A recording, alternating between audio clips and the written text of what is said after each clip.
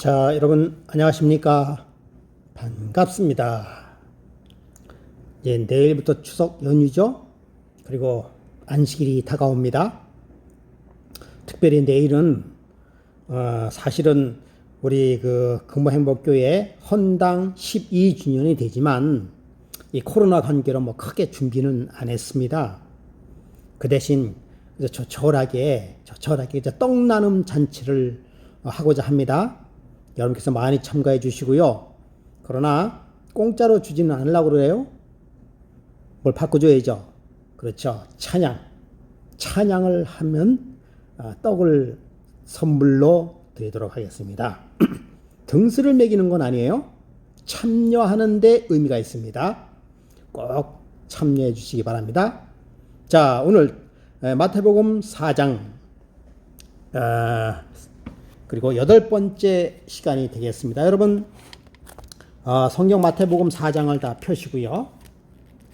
그리고 또 메모지도 좀 준비하시기 바랍니다. 자, 이게 오늘 마태복음이 다 끝날 수 있을지 모르겠는데 끝을 내도록 그렇게 해야 되겠습니다. 자, 이제 예수님께서 마귀의 시험을 받으셨죠. 그렇죠? 마귀의 시험을 받았습니다. 그런데 예수님께서 마귀의 시험을 이기시는 비결이 뭐였습니까? 그렇습니다. 기록되었으되 가 하나님의 말씀으로 물리쳤다라고 하는 것입니다. 자, 우리 지난주에 이제 사단이 거의 마지막 시험을 했죠. 9절에 가로되 만일 내가 엎드려 경배하면 이 모든 것을 내게 주리라.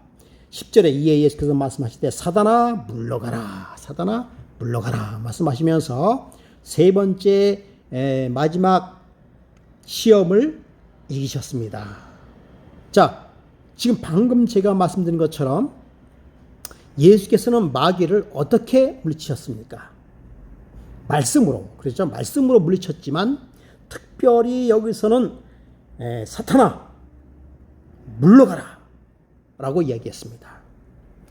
글쎄요, 예수님께서 처음에 사탄이라는 것을 알고 계셨을 거예요. 그렇죠?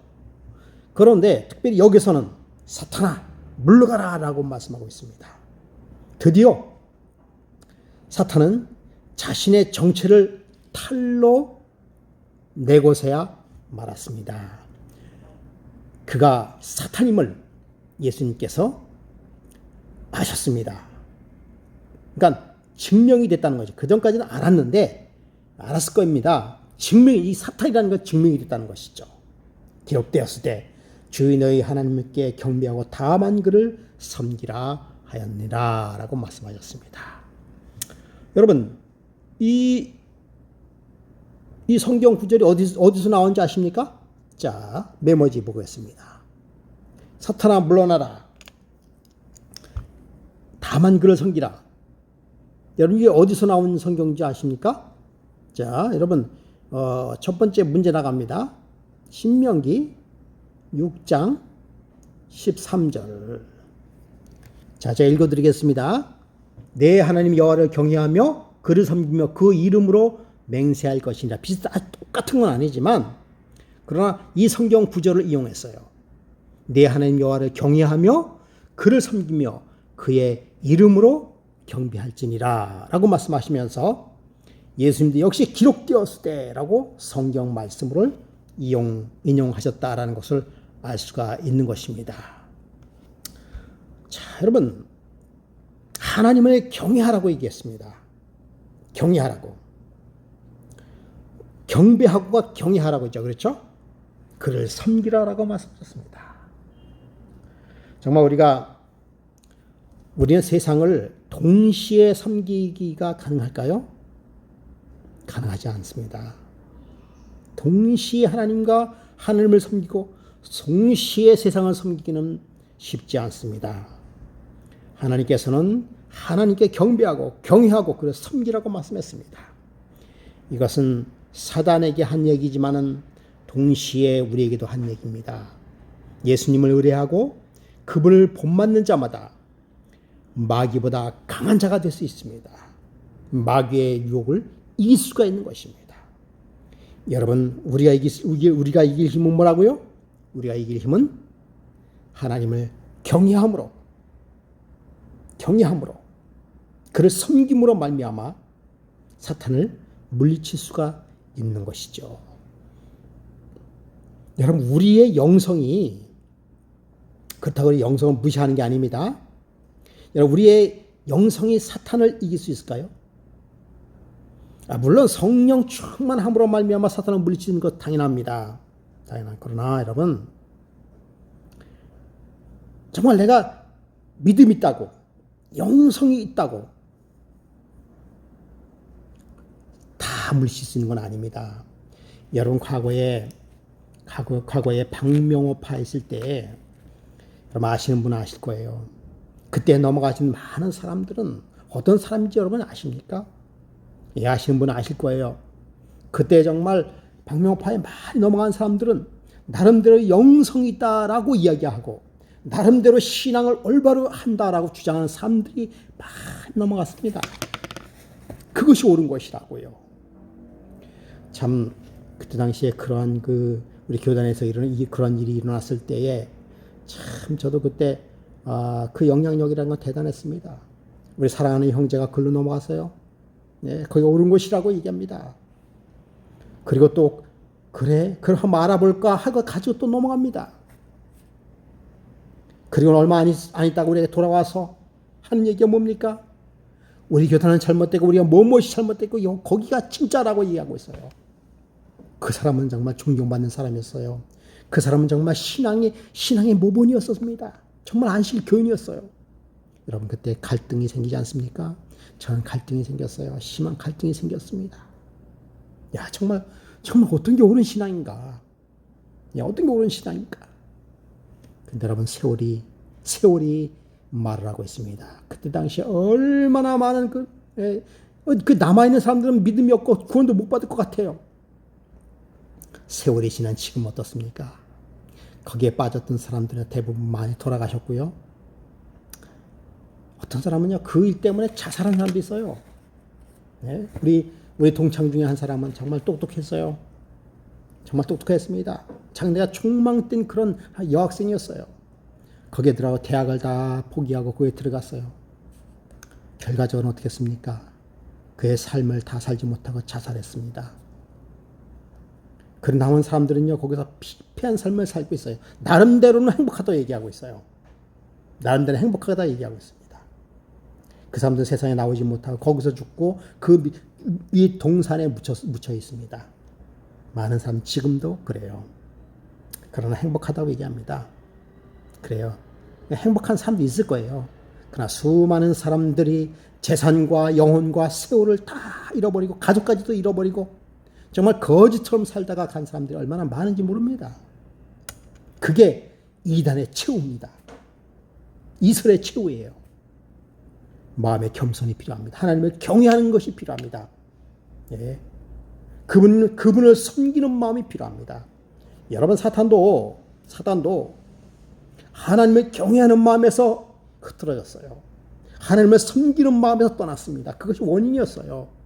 그가 영성이 없습니까? 그게 하나님의 영광이 없습니까? 그 하나님의 보좌 주변에 거하는 매우 영광스러운 그런 천사였습니다. 그러나 하나님을 경외하기를 거부했습니다.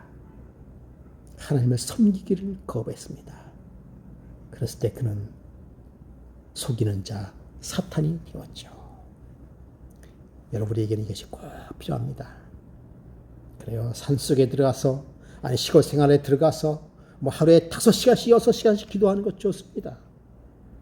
그러나 그의 마음속에 하나님을 경외하는 그런 겸손한 마음이 없으면 결국은 사탄의 놀이개꿈이 된다는 사실을 너무나도 많이 봐왔습니다. 너무나도 많이 봐왔어요. 계시록 12장 10절부터 11절에 내가 또 들으니 하늘에서 큰 음성이 있어 이르되 이제 우리 하나님의 구원과 능력과 나라와 또 그의 그리스도의 권세가 나타났으니 우리 형제들을 참사던 자 곧 하나님 앞에서 밤낮 참사하는 자가 쫓겨나고 그렇습니다. 그의 마음속에 경배하는 마음이 없을 때 그는 반역을 하고 쫓겨나게끔 되어 있는 것입니다. 자, 여러분, 이 시험의 끝말이 어떻게 됐습니까? 11절에 이에 마귀는 예수를 떠나고 천사들이 나와서 수종드니라 라고 얘기했어요. 예수님의 말씀에 완패한 사단이었습니다. 아주 예수님을 떠난 게 아니었어요. 이에 마귀는 예수를 떠나고 천사들이 나와서 수종들더라. 아주 떠난 게 아니고요. 잠시 후퇴했습니다. 사탄은 잠시 후퇴했어요. 예수님의 승리는 이때 예수님의 승리는 아담이 뭐한 거? 아담이 범죄로부터 사단의 유혹에 빠진 것을 아담이 둘째 아담이신 예수님께서 뭐 하신 것입니까?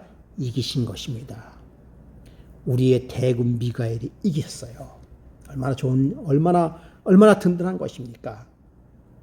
사단은 얼마 동안 예수를 떠났어요. 누가복음 4장 13절에 그렇게 나와요. 누가복음 4장 13절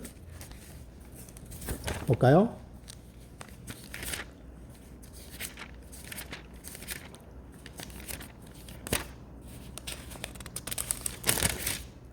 누가복음 4장 13절에 보면 마귀는 모든 시험을 다한 후에 얼마 동안 떠나니라. 얼마 동안 떠나니라. 아주 떠난 게 아니에요. 그죠?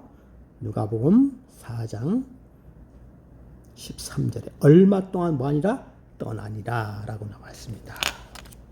그리고는 예수님이 약해질 때 끊임없이 예수님을 넘어뜨리려고 호시탐탐 기회를 노렸던 사탄임을 알 수가 있는 것이죠. 그러나 말씀으로 이겼습니다. 여러분, 우리도 말씀으로 이길 수 있을까요? 그렇습니다.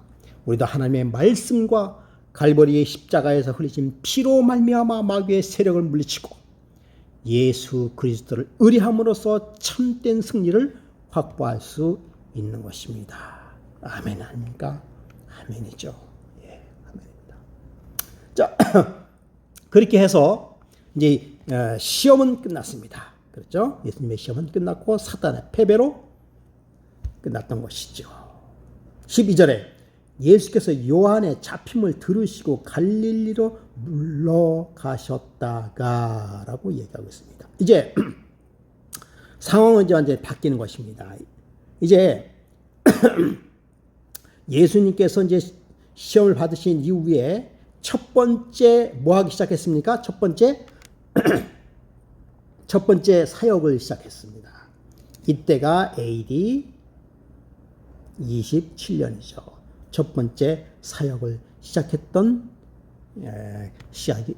경우가 되겠습니다. 자, 이때 예수님께서 무슨 소식을 들었다고요? 요한의 잡힘을 들었었다라고 얘기했어요. 그리고서는 어디로 가셨습니까? 갈릴리로 물러가셨다가라고 얘기했습니다. 여러분, 갈릴리는 갈릴리 바다라고 얘기하는데요. 갈릴리 지역이 있어요. 지역. 그렇지. 갈릴리 지역이 있는데 갈릴리 바다, 갈릴리 호수 서쪽 지역을 갈릴리 지역이라고 얘기하고 있습니다. 여기서는 이제 그 바벨론이나 애굽, 수리아 등 이민족의 침비 빈번하였던 그런 아주 곳이었어요. 그러니까 그런 이방 민족들이 침범을 하니까 뭐 문화가 어떻게 됐습니까? 호남 문화로 이렇게 형성되었던 그곳이 갈릴리 지역이었습니다. 뭐 그렇게 수준이 높은 지역은 아니었어요. 예, 그쪽으로 뭐 했습니까? 예수님께서 잠시 물러갔다라고 이야기하고 있습니다. 그런데 여러분, 이때 요한은 예수 그리스도의 시대가 도래했다는 사실을 온 세상에 공포했습니다. 그리고는 이제 요한이 투옥되어 잡혀 들어갔어요. 그 장면을 보고 예수님께서 피하셨는데 왜 그랬을까요? 겁이 나서요? 겁이 나서 저 같았어도 좀 피할 것 같은데 저는 왜 피했을까요? 겁이 나서 피했겠죠. 목숨을 구하려고 피했을 겁니다. 예수님께서 왜 피했을까? 예수님께서 왜 피했을까? 두려워서.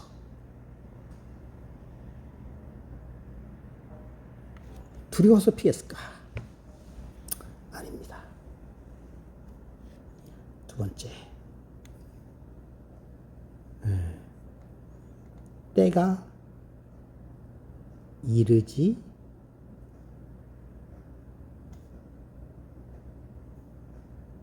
않으셔서. 즉, 이 때라고 하는 것은 예수님의 십자가를 얘기한 것입니다. 죽음을 얘기한 것이죠. 그러니까, 자, 요한이 투옥되셔서, 요한이 얼마 있어 죽음을 당하죠. 그렇죠? 그 예수님께서 거기 안 가신 이유는 두렵다라기보다는 아직 때가 이르지 아니었음을 이야기하고 있습니다. 요한복음 13장 1절에 보면 때가 이르니라고 말씀하고 있어요. 그 때가 오기 전까지는 십자가가 오기 전까지는 그분은 죽음을 피하셨어야 합니다. 그러니까 이런 것을 모습을 봤을 때 예수님께서 인성을 쓰셨다는 것을 알 수가 있죠.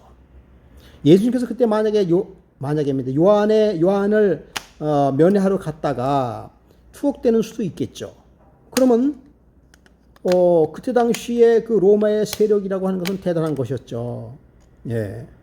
그래서 예수님께서 잡히실 때가 아니라는 게 복음을 이제 시작해야 되는데, 예. 그래서 잠시 예수님께서는 피하셨다라고 하는 것입니다.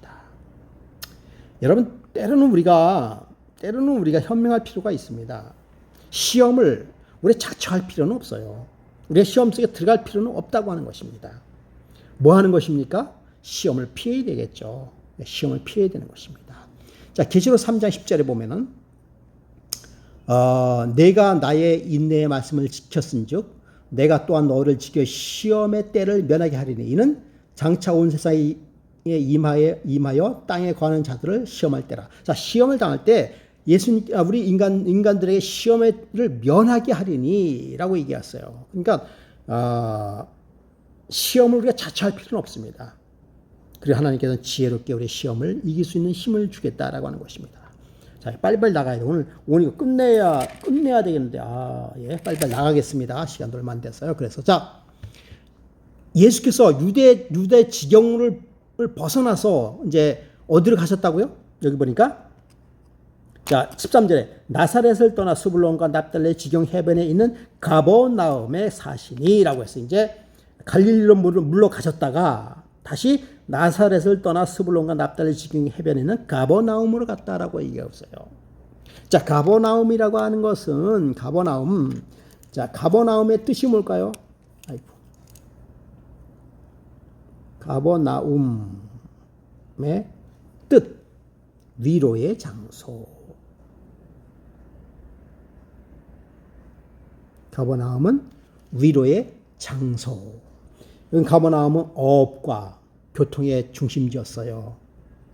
그리고 가버나움은 예수님의 휴식처였습니다.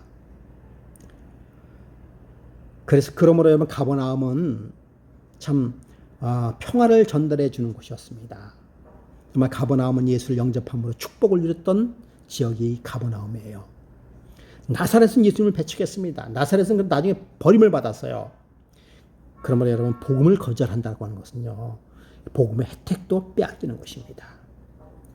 여러분, 복음을 받아들이면 위로의 장소가 되고 평화의 장소가 되고 사랑의 장소가 되고 기쁨의 장소가 되는 것입니다.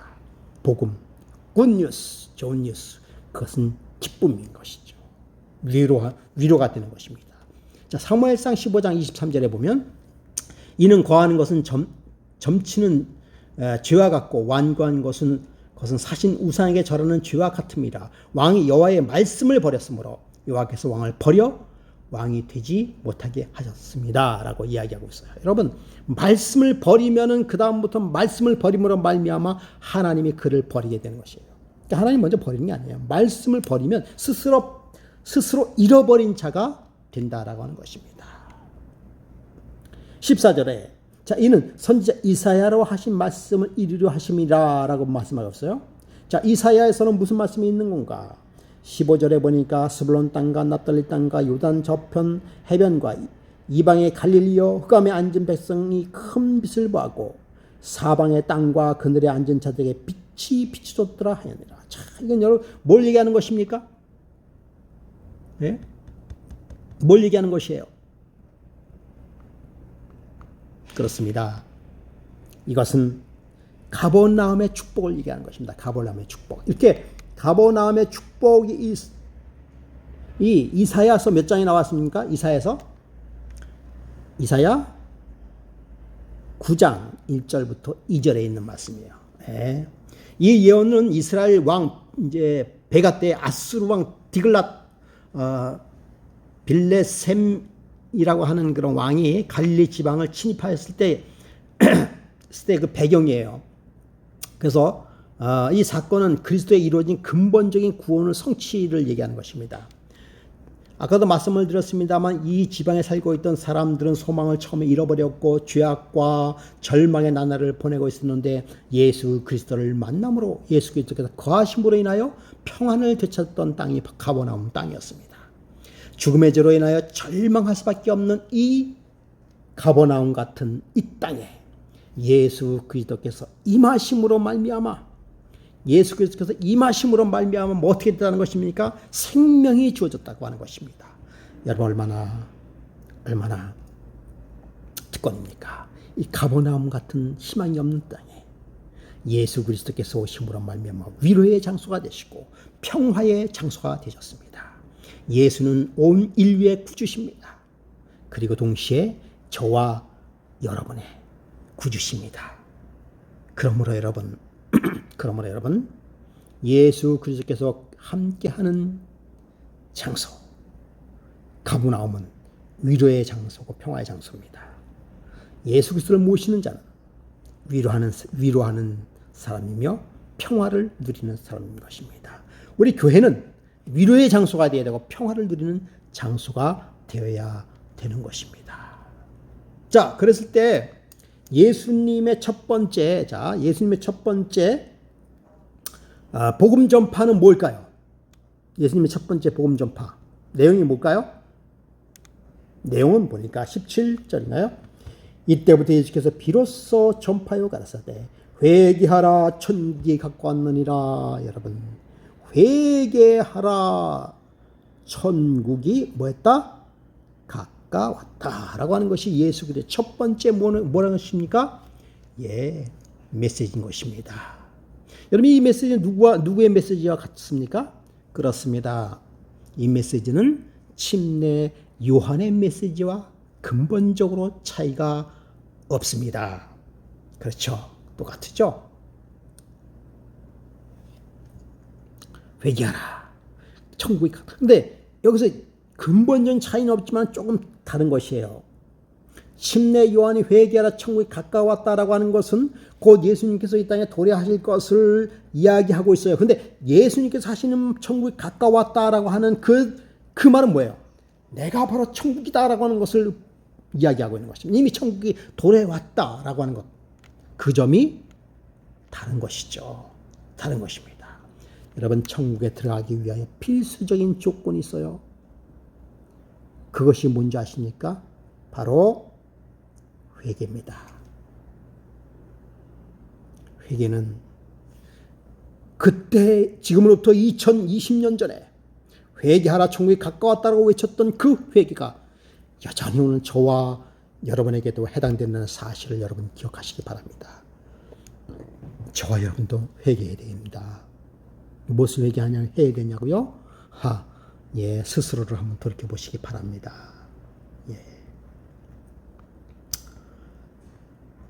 자, 그러다가 이제 18절에 보니까 갈릴리 해변에 다니시다가 이제 갈릴리로 또 가셨습니다. 예수님께서 갈릴리 해변 가다가 이 갈릴리는 가버나움에서 멀지 않은 그런 지역이에요.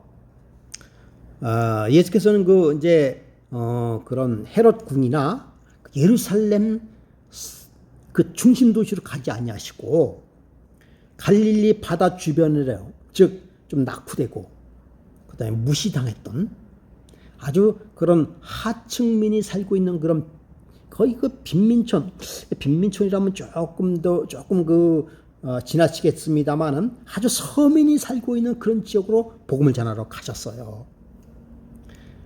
여러분, 지금도 예수님께서는 그래요. 어떠면 이 세상에서 잘난 사람보다는 무시당하고 소외된 사람들의 가슴속에 먼저 와 계시지 않을까 그렇게 생각이 듭니다. 내가 정말 죄인이라고 생각하는 그에게 예수님께서는 우리의 마음을 두드리고 계십니다. 회개하라, 천국이 가까웠다. 회개하라, 내가 가까웠다 라고 말씀하는 것입니다. 자, 그러다가 첫 번째 하시는 일이 뭐예요? 회개하라, 천국이 가까웠다라고 말씀하시면서 이제 사람을 부르기 시작합니다. 사람을 부르기 시작했어요. 누구를 부르기 시작했는가 하면요, 우리 성경절 보겠습니다. 18절, 그죠? 18절. 두 형제 베드로라 하는 시몬과 그 형제 안드레가 그 바다에서 그물을 던지는 것을 보니 저희는 어부라. 자, 형제 누구요? 베드로. 그리고 안드레. 이들의 직업이 뭐예요? 이들의 직업은 어부였습니다. 어부. 쌍둥이 형제예요. 이들은 쌍둥이 형제. 예. 그 중에서 이 베드로와 안드레는 예수 그리스도를 알았을까요? 몰랐을까요? 알았습니다. 예. 누굴 통해서 알았을까요? 누굴 통해서 알았을까요? 침례 요한을 통해서 예수 그리스도의 소식을 들었습니다. 예. 저희는, 자, 19절. 저희는 어부라. 그 직업이 어부예요.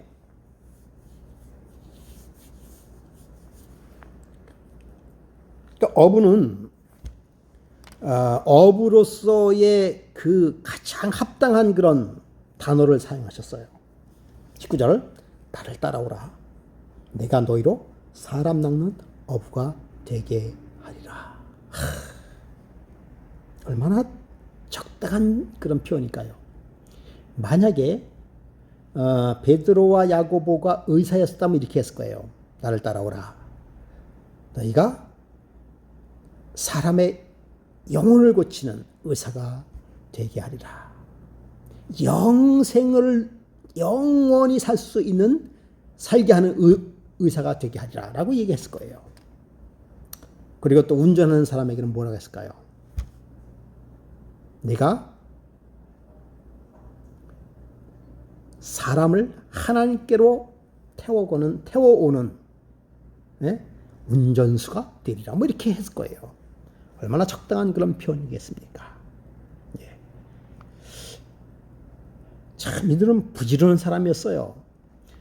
각자의 위치에서 열심히 일하는 사람이었습니다. 20절. 저희가 곧 그물을 버려두고 예수를 쫓으니라. 거기다 곧 그물을 버려두고. 참 여러분, 이게 어부는 그들의 생계의 일정이었습니다. 그렇죠? 예, 생계의 일정. 그러니까 이 어부 하던 일을 그물을 버려두고 그 예수를 따른다는 것. 야, 이건 정말 쉬운 게 아닙니다. 예, 쉬운 게 아니에요. 어떻게 이렇게 할 수 있었을까? 예, 어떻게 그렇게 할 수 있었을까?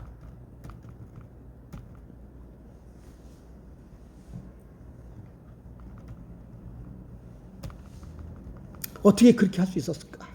즉시 따라올 수 있었을까? 만약에 그들이 예수 그리스도에 대해서 사실은 아무것도 몰랐더라면 이렇게 따르기는 쉽지 않았을 거예요. 이미 예수님께서 알았고, 예, 예수에 대해서 알았고, 또 그 예수께서 메시아가 나를 불렀을 때 그들은 즉시 따라오는 것입니다. 즉시 따라, 전혀 망설임감이 없이, 전혀 주저함 없이 예수를 따라가는 것입니다.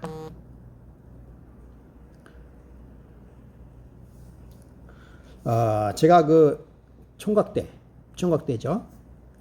여러분 그 엔젤 녹죽기 아시죠? 엔젤 녹죽기. 그 엔젤 녹죽기가 원래 부산에 있었던 어떤 장로님이 그걸 개발하신 거예요. 그때 장로님인지 모르겠습니다. 부산에서 원래 엔젤 녹죽기를 개발해 가지고요. 부산에서 약간 히트를 하고 있었습니다. 그래서 그분이 이제 시장을 이렇게 넓히려고 서울을 이제 오셨어요. 그래서 서울에서 그 엔젤 녹죽기를 이제 퍼뜨리려고요. 그러면서 처음은 아니겠습니다만 제가 누구를 만난지 아십니까? 그 엔젤 녹죽기 사장을 만났어요. 그때 엔젤 녹죽기 사장이 저를 보고 뭐라고 그랬는지 아십니까? 이 사업 한번 같이 해보지 않으실래요? 제가 그때 나이가 총각이었었어요. 총각이었는데도 저와 같이, 그러니까 뭐 판매원이죠, 한마디로요.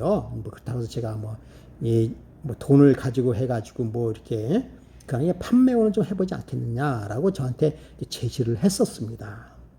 근데 그때 당시에 녹죽기는요 거의 몰랐을 때예요. 몰랐을 때입니다. 녹죽기가 뭐예요? 녹죽기가. 예. 지금은 녹죽기를 알고 있지만 그때 당시에 녹죽기는 뭔지 몰랐습니다. 그때 제가 자신이 없었어요. 녹죽기를 어떻게 파나? 요즘 누가 저런 걸 짜서 먹어요? 네? 그렇게 생각하고 선뜻 거기에 따르지 않았습니다. 아니 그리고 속으로는 그런 생각을 했어요. 아니 월급을 얼마 줘야지 내가 그걸 하죠. 월급 얘기도 안 하고 이거 한번 해보겠다고 물으면 제가 뭐라고 대답합니까? 네? 그런데 여러분 그때 제가 적극적으로 달겨들었다고 한다면 돈 좀 벌었을 거예요. 제가 적극적으로 했다고 한다면 뭐 서울 지역이면 경기도 지역에 총판을 이렇게 짊어지고 돈 좀 벌었어. 초기에 그 이후에 힘들었지만 몇 년 안에 엔젤 녹죽기가 엄청나게 그 판매가 되었습니다. 녹죽기를요 우리 교단 사람들이 처음 만들었대도요. 그 다음에 엔젤 녹죽기가 무슨 소문이 들었는가 뭐 쇳가루가 나오니 어쩌니 그래서 경쟁사가 뒤져가 지금은 뭐예요? 다 뺏겼어요. 우리 교단에서 만들지 않고 대기업에서 녹죽기를 만들어서 지금 판매하고 있습니다. 예. 그때 했으면 돈 좀 벌었는데 몰랐죠. 믿음이 없었죠. 자신이 없었죠. 예, 그렇습니다. 이들도 몰랐으면 그랬을 거예요. 여러분 예수님 대해서 아셔야 됩니다. 알고 그분을 알았을 때 그분이 하는 말씀이면 뭐 해야 되겠습니까? 뒤도 돌아보지 않냐고 따라야 되겠죠. 집에 가서 이것저것 생각해보고 고민해보세요. 절대로 안 되는 것입니다. 절대로 안 하는 것이에요. 예. 자 21절에 거기서 더 가시다가 다른 두 형제 그 세베대 아들 야고보와 그 형제 요한이 그에 붙인 세베대와 한 가지로 배에서 그물을 깁는 것을 보시고 이르시되 저희가 곧 배와 부친을 버려 두고 예수를 쫓으니라. 자, 두 번째 무슨 일이 벌어졌습니까? 세베대의 아들 야고보 그와 또 그의 형제 요한을 예수님께서 부르십니다. 이들도 뭐예요? 이들도 어부예요. 어부 또 형제입니다. 쌍둥이 형제들 두 팀이에요. 두 팀. 자, 보니까 부르시니 저희가 곧 배와 부친을 버려두고 예수를 쫓으리라. 배만 버려둔 것이 아니라 부친도 놔두고 예수를 쫓았어요. 여러분 이 매정한 인간들입니까? 매정한 자식일까요? 복음을 전하고자 떠난 것이 사실이라고 한다면 하나님께서는요 그 부친을 보호해 주실 것입니다. 그 부친이 잘 자랐을 거예요. 네. 굶어 죽었다는 얘기 없습니다. 잘 살 겁니다. 복음을 위해서 부르시면 그 다음부터는 모든 것을 주님께서 뭐 하시는 것입니까? 책임지시는 것입니다. 자 23절 예수께서 갈릴리를 두루 다니시며 저희 회당에서 가르치시며 천국 복음을 전파하며 그 중에 모든 병과 모든 모든 약한 것을 고치시니라고 얘기했어요. 자, 천국복음. 천국복음을 전했다는 것은 뭐예요? 메시아가 가까웠다. 메시아가 도래했다라고 하는 것입니다. 예. 그럼 여러분 천국복음에 세 가지 주제가 있어요. 천국복음에 세 가지 주제. 첫째는 뭡니까? 회개해야 됩니다. 회개. 두 번째는 뭐예요? 카톡에 들어왔네요. 그것은 예수 그리스도의 옵니다. 의입니다. 5장 20절에. 마태복음 5장 20절. 예수 그리스도의 의예요. 의를 전파하는 것입니다. 세 번째는 뭡니까? 천국복음 세 가지는 어린아이와 같은 단순한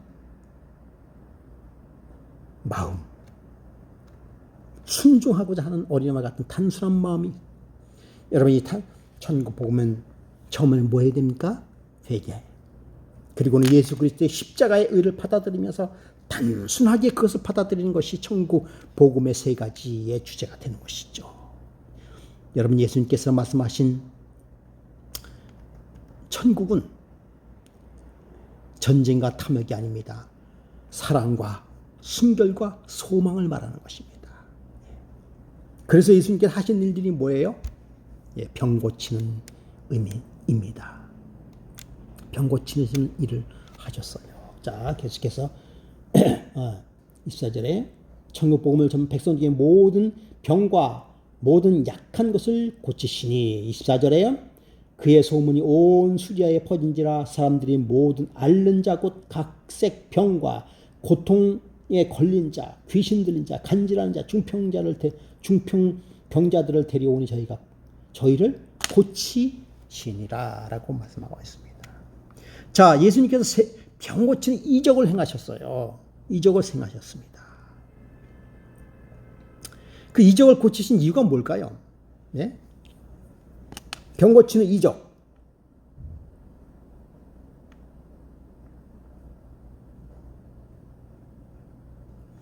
병 고치는 이적을 행하시는 이유가 뭘까요? 첫 번째는요. 첫 번째는 그리스도의 메시지 전파입니다. 여러분, 병을 고친다라고 하는 것은 뭘 얘기하는 것이에요? 구원을 얻는다라고 하는 의미를 가지고 있어요. 병을 고친다는 것은 뭐예요? 구원. 예. 구원. 그러니까 자신이 가지고 있는 그 죽음에서 그것을 뭘 한다는 것입니까? 예수님께서 고쳐주신다는 거예요. 각종 병이라는 것은 뭘 얘기하는, 각종 우리가 가지고 있는 죄악된 모습들을 이야기하는 것입니다. 예. 예수 그리스도를 믿으면 각종 죄악된 그 모든 것들을 뭐 하는 것이에요? 거기서부터 구원을 얻는 것입니다. 이것이 그리스도의 메시지 전파, 이가 담겨져 있다라고 하는 것입니다. 두 번째는 그렇게 이적을 행함으로 말미암아 예수 그리스도께서 참 메시아임을 증명합니다. 이 참 메시아는 뭐예요? 예언적 메시아입니다. 예언적 메시아임을 증거하는. 그때까지는 인간의 어떠한 것으로 고칠 수 없는 것이었어요. 그러나 메시아가 나타남으로 말미암아 고칠 수 없는 죄악 가운데 있었던 그 모든 병들을 뭐 하는 것입니까? 고쳐진 것이죠. 여러분, 우리도 마찬가지입니다. 우리도 마찬가지예요. 우리의 죄악에, 우리 마음속에 가지고 있는 각종 죄악들을 예수님께서 뭐 하시는 것입니까? 다 용서해 주시고 새 사람으로 만들어 주시면서, 그러므로 말미암아 그분이 나를 구원하시는 메시아임을 우리의 삶 속에서 뭐하도록 깨닫고 증거하도록 하시는 것입니다. 그 다음에 병고침의 이적 세 번째는요. 병고침의 이적 세 번째는 천국이 임했다는 것을 가르치는 것입니다. 천국이 임했다. 그러니까 메시아, 그들이 기다렸던 천국이 임했다는 사실을 공포해 주는 것입니다. 복음 전파예요, 복음 전파. 천국이 임했다라고 하는 소식 전파. 이것이 뭡니까? 복음이에요, 복음. 여러분, 오늘날도 우리에게 하는 일이 뭡니까? 예수 그리스도께서 가까웠다라고 하는 천국 복음을 전하는 것입니다. 예. 예수님께서 우리를 위하여 구원하시기 위하여 오시는 날짜가 가까웠다라고 하는 것을 가르쳐 주는 것입니다. 천국 복음을 가르치는 것입니다. 23절 다시 보겠습니다. 예수께서 갈릴리 두루 다니시며 저희 회당에서 가르치시며 천국 복음을 전파했다라고 얘기하고 있습니다. 갈릴리에서 두루 다니시다.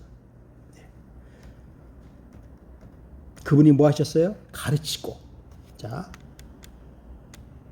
그분이 뭐 했습니까? 첫 번째, 그분이 여러분 사역이 그리스도의 사역. 첫 번째는 뭐 했습니까? 가르치시고. 어디서요? 회당에서 가르치시고, 예, 가르치시고. 그 다음에 천국 복음.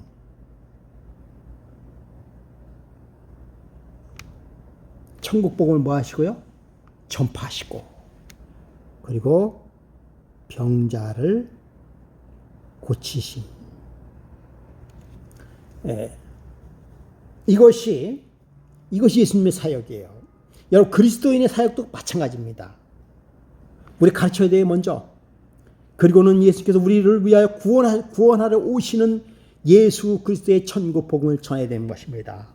그로 말미암아 그 영혼이 병들었던 죄로 들었던 그 영혼을 뭐 하는 것입니까? 고치는 일이 그리스도인의 사역인 것이죠. 사역인 것입니다. 그래서 예수님께서 가르치신 곳은 어디? 회당이었죠. 회당.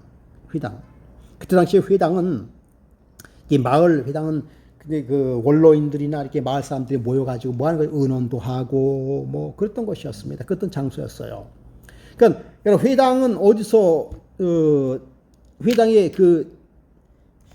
회당이 어떻게 생겼는가? 본래 이스라엘 백성들은 회당 문화가 아니고 성전 문화였습니다. 성전에 모여가지고 이렇게 이야기하고 그랬었어요. 그러다가 성전이 어떻게 했어요? 성전이 없어져 버렸어요. 예, 여러분, 성전이 파괴돼 버렸잖아요. 그리고 어디서 모입니까? 회당에서 모였어요. 예, 그래서 회당이 시작이 되는 것입니다. 예, 그곳에서 율법 교육이 시작되고 서로 교제가 시작되면서 그들은 그들이 가지고 있는 복음과 그들이 가지고 있는 전통적인 그런 쉐마 교육을 그들이 했다고 하는 것입니다. 여러분, 코로나 시대에 성전은 우리 일주일에 한 번 오잖아요. 이 코로나 때문에 성전이 회파될 상황이 되어버렸어요.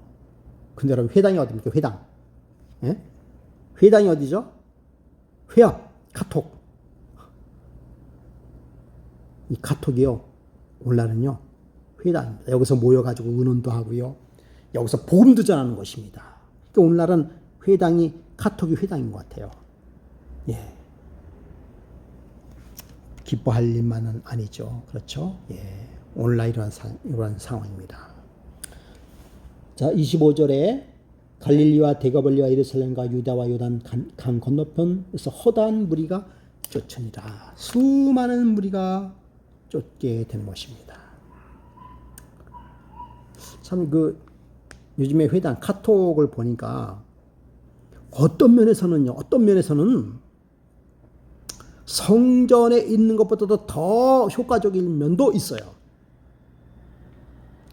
조회수가 있다는 말이야. 그러니까 그들이 가지고 있는 성전에 나와서 듣는 것만큼은 아닐 거예요. 솔직한 얘기입니다. 여러분 솔직히 그렇지 않아요? 성전에 마음을 가다듬고 그리고 머리와 옷매무시를 이렇게 단정히 하고 그리고 기도하면서 성전에서 듣는 말씀하고 카톡으로 듣는 말씀하고는 차이가 있을 겁니다. 그런데 그럼에도 불구하고 또 성전에 나와 있는 것 또 다른 그런 이득이 있는데 그것은 뭔가 하면 많은 사람들이 일단 어떻게 접속할 수 있다는 것에 또 이득이 있는 것이죠. 예.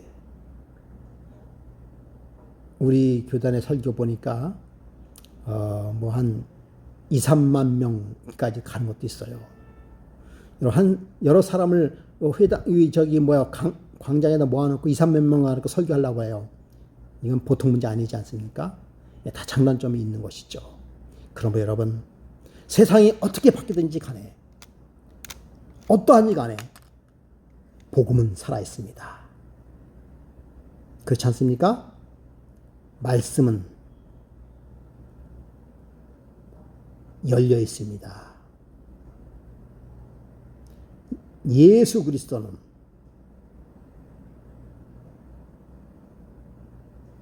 우리와 함께 계십니다. 여러분 그렇지 않습니까?